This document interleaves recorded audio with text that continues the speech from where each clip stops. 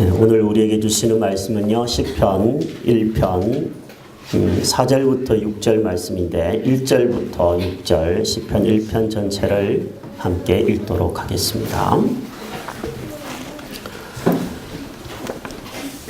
자, 제가 한 절 읽고 여러분이 한 절 읽고 교독하겠습니다. 복 있는 사람은 악인들의 꾀를 따르지 아니하며 죄인들의 길에 서지 아니하며 오만한 자들의 자리에 앉지 아니하고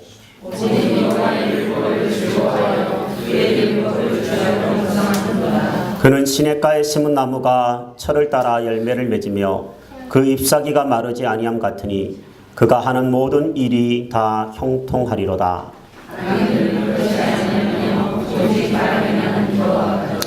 그러므로 악인들은 심판을 견디지 못하며 죄인들이 의인들의 모임에 들지 못하리로다. 무릇 의인들의 길은 여호와께서 인정하시나 악인들의 길은 망하리로다. 아멘. 우리는 지난주에 이 시편 1편을 기준으로 해서 의인의 모습을 함께 살펴보았습니다.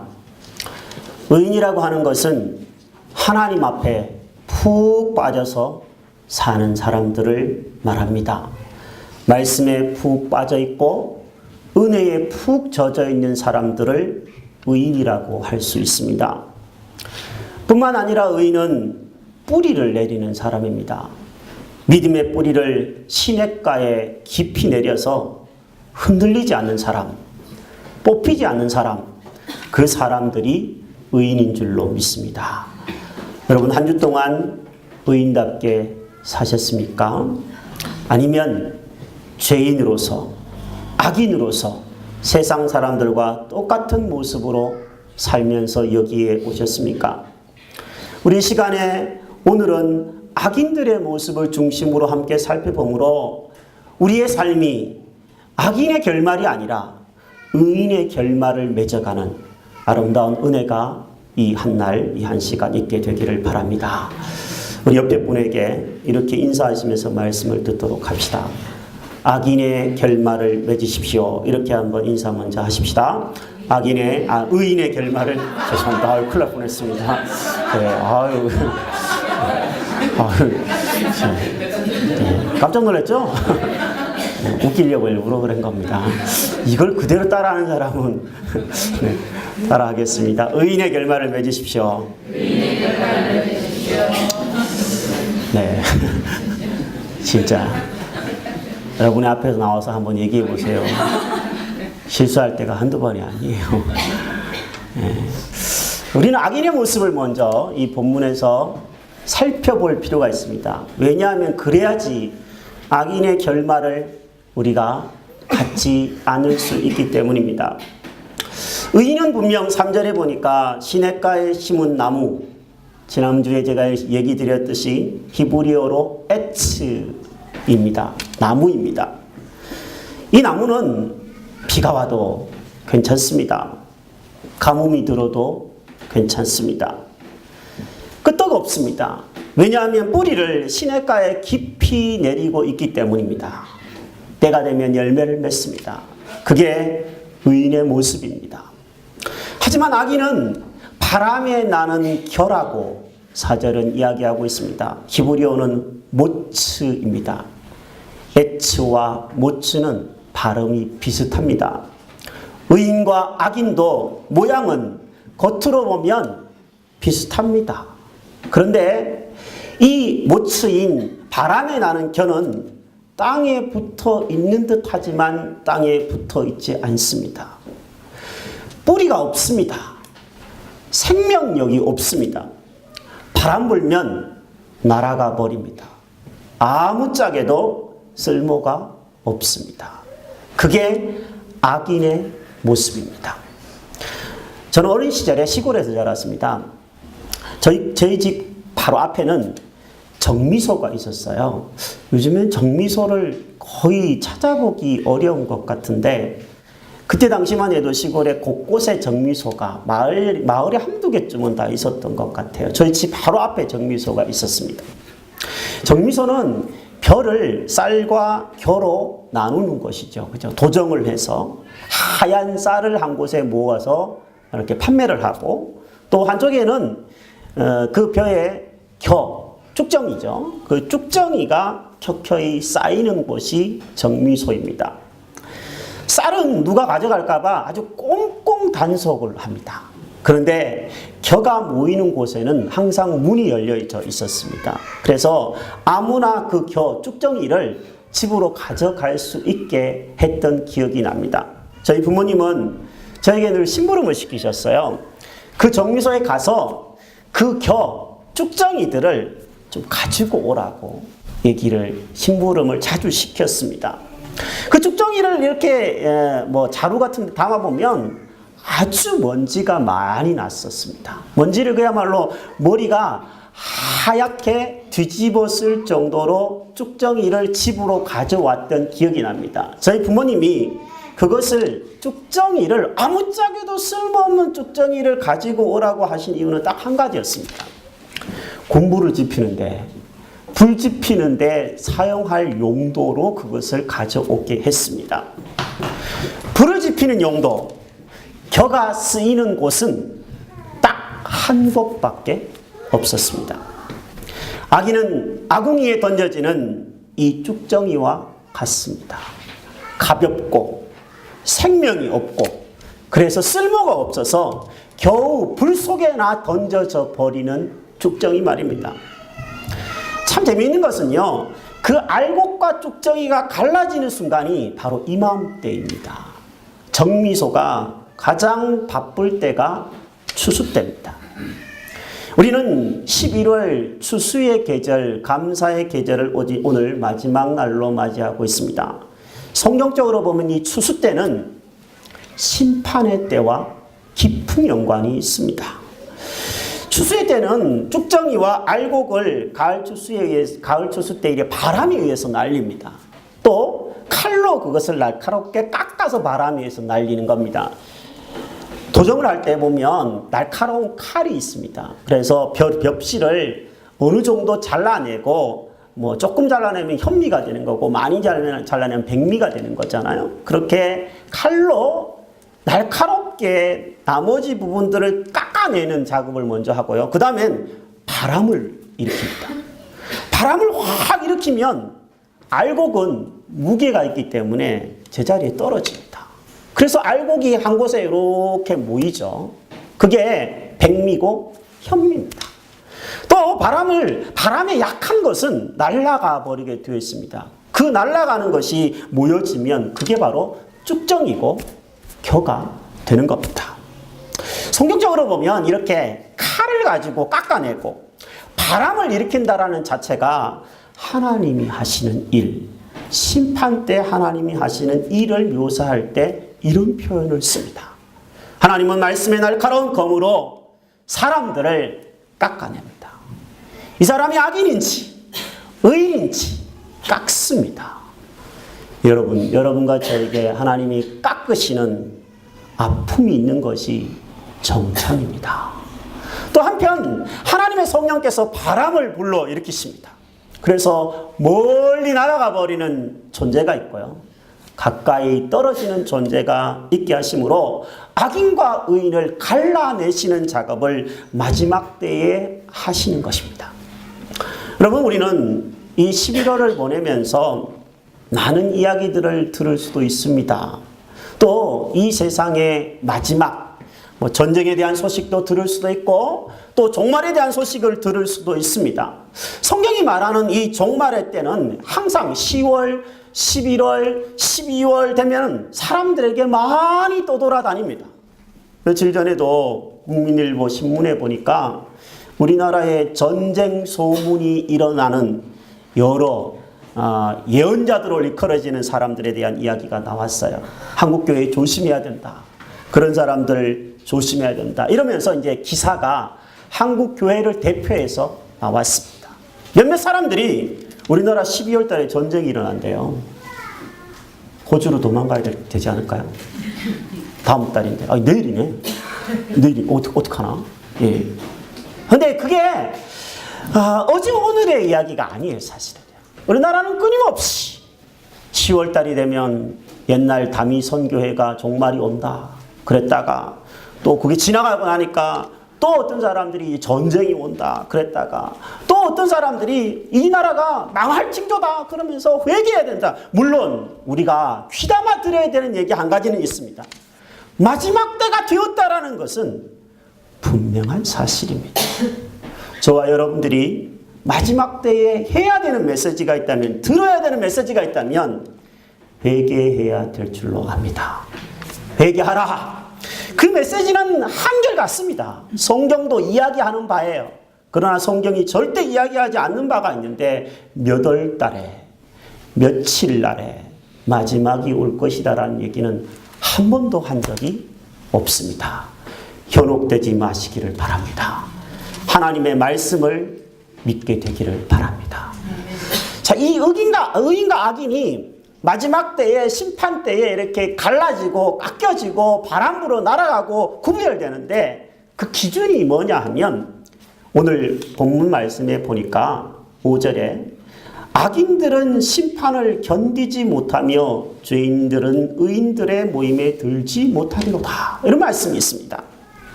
가장 큰 차이가 뭐냐 하면 따라해 보겠습니다. 견디느냐 견디지 못하느냐. 마지막 때에는 하나님의 심판이 있을 것인데 깎여져 나가는 아픔이 있을 것인데 견디면 의인이고 견디지 못하면 악인이라는 겁니다. 기준이 뭐냐면 견디냐 견디지 못하느냐입니다. 저는 우리 성도님들과 함께 11월 한 달 동안 이 강대상에서 기도회를 했었습니다. 금요일마다 금요 기도회를 개최했습니다. 금요 기도회 때 요한계시록의 7개 교회에 대한 이야기들을 함께 큐티 묵상을 나누어 적이 있습니다. 계속 나누었었는데 그 중에 어제 그저께 나눈 말씀 중에 빌라델비아 교회 이야기가 제 마음에 이렇게 좀 많이 와닿더라고요. 그 중에 말씀이 이런 말씀이 있어요. 계시록 3장 8절과 10절 말씀인데 볼지어다. 내가 너의 행위를 아노니 내가 작은 능력을 가지고서도 내 말을 지키며 내 이름을 배반하지 아니하였도다. 10절 내가 나의 인내의 말씀을 지켰은즉 내가 또한 너를 지켜 시험의 때를 면하게 하리니 이는 장차 온 세상에 임하여 땅에 거하는 자들을 시험할 때라. 아멘. 이 교회가 하나님 앞에서 예수님에게서 칭찬받은 내용이 있습니다. 그게 뭐냐면 적은 능력을 가지고 있음에도 말씀을 지킨 것, 또 주의 이름을 배반하지 않은 것, 믿음을 견딘 것, 그것을 칭찬받았습니다. 이들의 교회가 크지 않았던 것 같아요. 작았던 것 같아요. 우리 교회처럼 적은 교회였던 것 같습니다. 능력도 많았던 것이 아니라 적었던 것 같아요. 우리처럼 능력이 적었던 것 같습니다. 하지만 이 교회는 칭찬만 들었는데 주님의 말씀을 지키고 믿음을 배반하지 않고 끝까지 지킨 것을 칭찬받았다라는 것입니다. 여러분이 오늘까지 믿음을 이렇게 지킬 수 있는 것, 지켜온 것, 주님이 오늘 칭찬해 주시기를 바랍니다. 칭찬해 주실 줄로 믿습니다. 다른 모든 것들을 떠나서 이전에 우리의 삶이 어떠했든지 떠나서 오늘 예수님 앞에 나와서 믿음을 지키겠다고 예배를 드리는 이 현장에 있는 것 자체가 주님이 그래도 칭찬하실 거라고 저는 믿습니다. 지난 주일이었습니다. 오채원 성도님이 우리 교회의 성도로서 지내다가 소천한 지 1주년이 되는 주일이기도 했었습니다.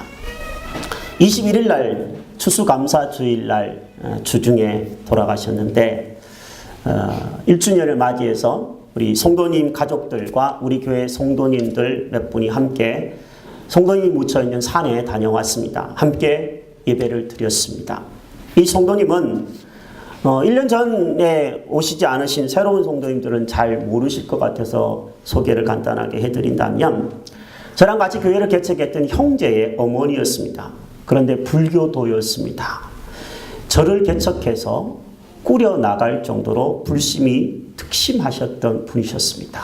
그런데 그 아들이 저와 같이 교회를 개척했기 때문에 아들 얼굴 보러 교회의 빈자리를 채워오셨던 분이셨습니다. 당연히 교회에 나오셨지만 불교와 기독교 사이에서 갈팡질팡 하셨습니다. 한 번은 이런 기억도 있습니다. 야유회를 갔는데 보광사 위에 이렇게 갔었던 기억이 나요. 가을에 갔는데 성도님이 갑자기 사라진 거예요. 어디 갔는지 아무리 찾아도 없어요. 근데 나중에 보니까 법당에서 나오는 겁니다, 이분이. 네. 그래서 어디 갔다 오셨냐고 그랬더니 이분의 대답이 참 아직도 기억이 나요. 절에 왔으니까 부처님한테 인사라도 하고 와야 될 것 같다고. 그렇게 생각이 들어서 법당에 인사하고 합장하고 온 겁니다. 오전에는 예배 드리고 오후에는 야유회 갔다가 부처님한테 합장하고 이랬던 분이셨습니다. 이해되죠? 인간적으로는 충분히 이해가 되고, 그런데 제가 마음속에 목사로서 어떤 기도가 되겠습니까? 저 사람이 제발 예수 똑바로 믿고 진리를 알았으면 좋겠습니다. 그런 기도를 제가 하지 않았겠습니까? 수없이 많이 했던 기억이 납니다. 그런데 이분이 정말 믿음을 가지게 된 계기가 있습니다. 그것은 바로 암이 찾아왔기 때문입니다. 암이라고 하는 고통이 찾아왔을 때 그는 치료를 받고 1년 만에 세례를 받게 됩니다. 이분의 암이 1년 만에 또 재발되면서 생사를 넘나드는 고통을 겪으셨습니다.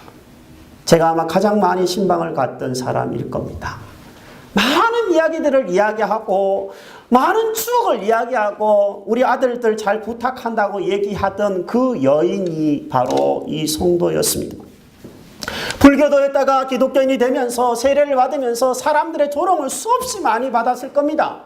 당신이 종교를 바꾸어서 이렇게 됐다고 이런 얘기들, 이렇게 많은 얘기들 듣지 않았겠습니까? 그럼에도 불구하고 이 성도님은 마지막까지 믿음을 견디셨습니다. 그 고통 속에서도 포기하지 않고 기도하시면서 붙들었습니다. 산에 갔는데 큰아들 우리 현철 형제가 어머니가 쓴 일기를 가지고 왔더라고요. 그래서 그 중에 한 대목을 읽어주더라고요. 그래서 제가 우리 형제한테 사진으로 좀 찍어서 보내달라고 그랬는데 제가 몇 자 적어가지고 왔습니다. 이분이 이제 병원에선 가망 없고 이제 집으로 돌아가라고 퇴원하는 날 쓴 일기예요. 이렇게 써 있습니다. 갈 길을 잃은 나그네에게는 그 길이 얼마나 멀고 험하고 지루한가. 그런 나그네에게 갈 길을 인도하여 밝은 빛으로 인도해 주시니 감사하고 또 감사하다. 내가 죽기 전에 하나님을 만나고 죄사함과 구원과 영생 얻음을 확신했으니 이보다 더 큰 복이 어디에 있겠는가. 잘 가르쳐 주시고 인도해 주셔서 참으로 감사합니다, 목사님.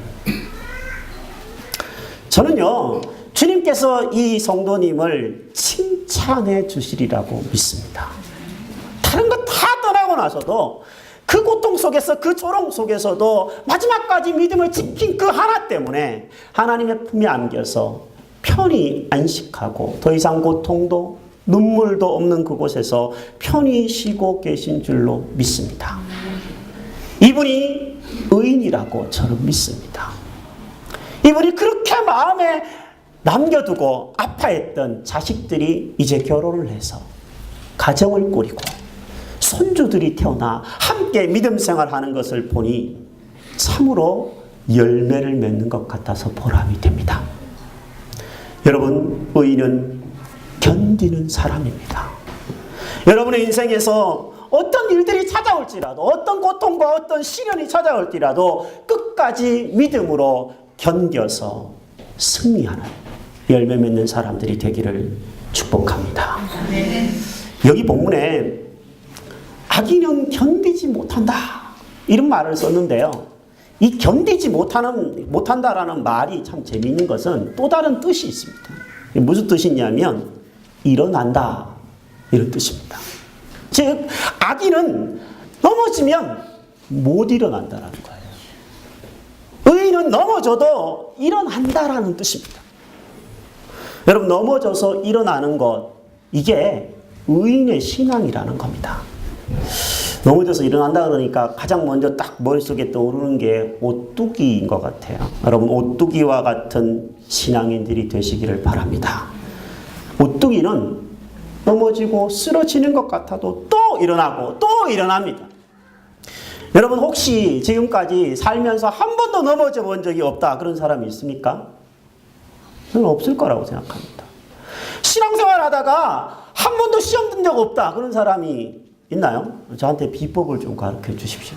아마 없을 거라고 생각합니다. 다 한두 번쯤은 넘어져 보고 쓰러져 봤습니다. 왜 넘어졌나요? 그때 왜 쓰러졌나요? 아마 대부분 환경이 너무 힘들다고 느껴져서 쓰러졌을 겁니다. 사람의 말 때문에 넘어졌을 것입니다. 그렇다면 우리가 넘어져도 다시 일어날 수 있는 비결이 있다면 중심을 오뚜기처럼 잡는 겁니다. 우리의 중심을 세상에 두고 사람에 두고 세상의 환경에 두면 넘어집니다. 또 그러다가 다시 일어나려면 중심을 예수 그리스도께 두고 그분의 손을 잡을 때 일어나게 되는 줄로 믿습니다. 일어나는 것입니다. 하나님의 심판대 앞에서도 마찬가지입니다. 우리가 천국에 가서 여러분의 이름을 부르면, 예를 들어서 뭐 누구 이름을 부를까요? 우리 오늘 딱 눈에 들어온 사람은 혜정자매인데 염혜정이라고 이렇게 딱 이름을 부르면, 하나님의 이름을 부르면 원래 이게 법정에서 하는 말이죠. 이름을 딱 부르면 어떻게 해야 돼요? 네 라고 대답을 하고 일어나야 됩니다. 일어나는 거예요. 이럴 때 쓰는 표현이에요. 네 라고 저 여기 있습니다. 저 여기 있으니 하나님 알아봐 주십시오. 일어나는 겁니다. 여러분, 마지막 때에 하나님이 여러분의 이름을 부를 때, 예, 저 여기 있습니다. 일어나는, 당당히 일어날 수 있는 의인들이 되기를 바랍니다.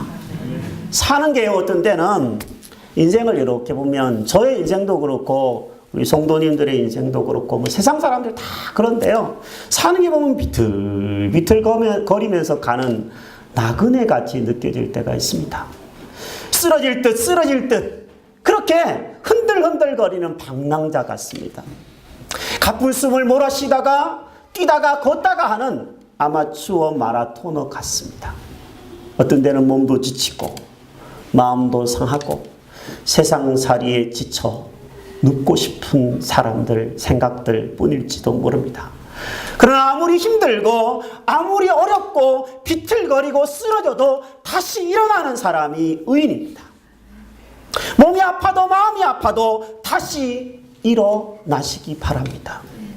모욕을 당해도 세상 사람들이 조롱을 해도 믿음으로 견디시기를 바랍니다. 고난도 견디고 시험도 견디고 모욕도 참고 다시 일어나는 사람, 그 사람에게만 영생이 주어지는 줄로 믿습니다.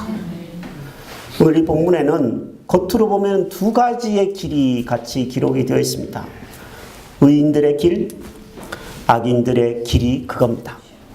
그러나 두 길이 있다고 해서 우리가 두 길 중에 갈팡질팡 선택하라는 것이 아니라, 결국에는 하나님이 우리에게 말씀하시는 것은 길은, 너가 가야 되는 길은 한 길밖에 없다라는 것을 강조하고 계십니다. 의의 길, 진리의 길, 생명의 길을 가라고 우리에게 오늘 말씀하고 계십니다.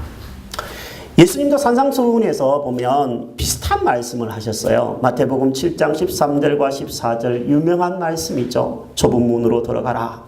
멸망으로 인도하는 문은 크고 그 길이 넓어 그리로 들어가는 자가 많고, 생명으로 인도하는 문은 좁고 길이 협착하여 찾는 자가 적음이라. 예수님도 두 가지의 길, 두 가지의 문이 있다고 말씀하셨습니다. 좁은 문이 있고 좁은 길이 있고, 넓은 문이 있고 넓은 길이 있는데, 그 넓은 문과 넓은 길은 생명의 길이 아니라 사망의 길이고, 좁은 문과 좁은 길로 가는 것이 생명의 길이라고 말씀하고 계십니다. 결국에는 예수님이 말씀하시는 것도 본문이 이야기하는 것과 차이가 별로 없습니다. 좁은 길과 좁은 문을 선택해서 나가는 이 길이 생명의 길이고 의의 길이니까 이 길 걷기를 바란다고 말씀하고 계십니다. 요한복음 14장 6절은 소천하신 오치원 성도님이 제일 좋아했던 성경 구절 한 구절입니다. 예수께서 이르시되 내가 곧 길이요 진리요 생명이니 나로 말미암지 않고는 아버지께로 올 자가 없느니라. 아멘. 예수를 믿고 따르는 자를 일컬어 성경은 길을 걷는 사람이라고 했습니다. 길을 걷는 사람. 어려운 말로 성도, 무슨 말입니까? 거룩한 길을 걷는 사람이라는 뜻입니다. 이 길을, 이 생명의 길을, 이 진리의 길을, 이 소망의 길을 걷는 사람이 그리스도인이라고. 여러분, 이 길 걷다가 세상으로 나가버리면 이미 악인입니다. 회개하고 돌아와야 될 악인입니다. 죄인입니다.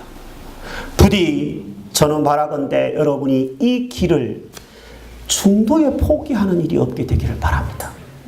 이 길을 걷되 때로는 쓰러지고 때로는 넘어질지라도 다시 주님 손잡고 일어나게 되기를 바랍니다. 그 사람을 주께서 인정해 주시고 의의 길로 끝까지 이끌어 주시겠다라는 것이 하나님의 약속인 줄로 압니다. 끝으로 강영순이라는 분을 소개하고 메시지를 마칠까 합니다. 강영순, 이분은 태어난 지 8개월 만에 소아마비로 중증 장애인이 된 여성입니다. 그런대로 잘 자라왔습니다. 그러나 결혼을 앞두고 아주 사랑했던 사람이 있었는데 그 사람의 집안에게 거절을 당했습니다. 결혼은 절대로 안 된다고 거절을 당했습니다. 자살을 기도했습니다. 약을 먹고 자살을 하려고 그러니까 하나님의 영광을 가릴까 봐 산에 올라가서 떨어져 죽기로 마음을 먹었습니다. 그리고 마음먹은 대로 실행하기 위해서 지리산에를 올라갔다고 합니다. 죽으러 간 이 김영순, 강영순, 이 여인이 산으로 올라가면서 장애인이니까 얼마나 힘들었겠습니까? 목발을 짚고 올라갔을 수도 있고 정말 다리가 너무 아프고 고통스러워서 중간에 쉬고 있는데 처절하지 않지 자신과 싸우고 삶과 싸우고 있는데 하나님이 이런 마음을 주시더래요. 얘야, 내가 너를 사랑한다.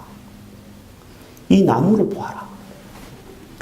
남들이 보기에는 하잘것없는 나무이지만 내가 이 나무를 여기에 심었고 내가 택하여 옮겨 심어서 가꾸고 있단다. 너도 그렇다. 하나님이 이런 마음을 이 여인에게 주셨습니다. 그때의 표현을 이 여인은 글에 이렇게 썼습니다. 산에 올라가 정말 죽을 각오를 했습니다. 하지만 오히려 하나님께서는 저를 살려주셨습니다. 그날 저는 주님께 이렇게 기도했습니다. 주님이 보내시는 곳, 주님이 심으시는 곳이라면 어디든 가겠습니다. 기도했습니다. 사람이 죽는다라는 것은 한 번의 용기와 한 번의 결단이 필요할지 모르지만 산다는 것은 진정한 용기가 필요하다라는 것을 그때 깨달았습니다. 다시요. 사람이 죽는다라는 것은 한 번의 용기와 한 번의 결단으로 끝나는 것이지만 산다라는 것은 진정한 용기가 필요하다라는 것을 깨달았습니다. 죽는 사람보다 사는 사람이 진짜 용기 있는 사람인 줄로 압니다. 강용수는 그 이후로 계속 산에 오르기 시작했습니다. 급기야 세계 장애인 최초로 대만에 있는 최고봉인 위산을 단독으로 오르기도 하고요. 나중에 탁구를 배워서 89년 장애인 전국체육대회 때는 우승까지 했습니다. 그러다가 그는 하나님의 일을 해보고 싶다라는 생각이 들어서 선교사로 몽골에 갑니다. 그 몽골에서 마침 자기가 배운 탁구 기술을 가르치기 시작하면서 몽골 국가대표 감독까지 맡게 됩니다. 사비를 털어서 아시안게임에 출전하기도 하고 그래서 그 몽골에 있는 사람들을 위해서 몽골 올림픽협회나 체육협회로부터 많은 상을 받았던 사람입니다. 하나님의 마음을 깨닫고 하나님의 기준으로 자기의 인생을 다시 세웠을 때 소생하여 물가에 심긴 나무, 의인의 인생을 살게 된 사람이 되었습니다. 여러분, 의인과 악인의 결말은 오늘 우리가 무엇을 선택하느냐에 따라서 결과는 달라질 것입니다. 저는 지난 수요 예배 때 찬송을 함께 부르다가 옛날 20년 전에 불렀던 찬송을 함께 부르는 자신을 발견하게 되었습니다. 이거 20년 전에 내가 불렀던 찬송인데, 그러면서 불렀던 찬송이 있어요. 제가 20년 전에 강원도 철원에 있었습니다. 군대 생활을, 여자분들이 군대 생활을 이야기하는 거 싫어하겠지만 그래도 참고 들으십시오. 네, 너무너무 추운 곳이, 우리나라 제일 추운 곳이 강원도 철원입니다. 이맘때 되면 벌써 너무 추워가지고 견딜 수가 없을 정도로 추워요. 그런데 그 살을 내는 듯한 추위 속에서 저와 함께 군종사병으로 일했던 2명의 형제, 3명이 함께, 자유도 없고, 군대라는 곳이 그렇잖아요. 자유도 없고, 미래도 보장이 없고, 어떻게 살아야 될지도 잘 모르는 그 젊은 나이에 3명의 젊은이들이 모여서 밤길을 걸으면서 이 노래를 불렀었어요. 예수의 이름으로 나는 일어나리라. 주가 주신 능력으로 나는 일어서리라. 원수가 날 향해 와도 쓰러지지 않으리. 주가 주신 능력으로, 주가 주신 능력으로, 주가 주신 능력으로 일어서리. 결심하고 또 결심했던 찬송을 20년 만에 다시 제가 부르고 있는 것을 발견하게 되었습니다. 여러분, 저 그때 그 노래 부르면서, 그 찬송 부르면서 하나님이 힘주셔서 무사히 군대 생활 마칠 수 있었고, 하나님이 때마다 지켜주셔서 여기까지 올 수 있었습니다. 사랑하는 여러분, 우리가 이 찬송을 함께 부르시면서 주님이 우리의 손을 붙잡고 다시 힘주시고, 다시 일으켜주시고, 다시 세워주시고, 다시 견딜 힘을 주시는 것을 경험할 수 있는 사람들이 되기를 바랍니다. 그리하여 여러분이 의인의 결과를 맺어나가는, 결말을 보는 사람들이 다 되기를 주의 이름으로 축복합니다. 그리고 반주하지 않고 무반주로 한번 이 찬송 드려봤으면 좋겠습니다. 예수의 이름으로 나는 일어서리라. 예수의 이름으로 나는 일어서리라. 주가 주신 능력으로 나는 일어서리라.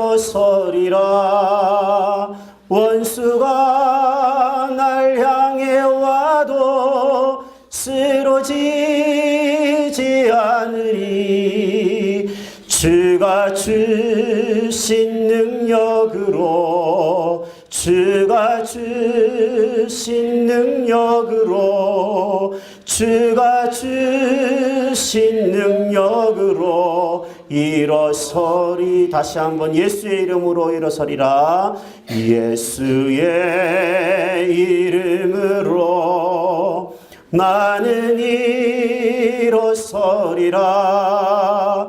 주가 주신 능력으로 나는 일어서리라. 원수가 날 향해 와도 쓰러지지 않으리. 주가 주신 능력으로, 주가 주신 능력으로, 주가 주신 능력으로 일어서리.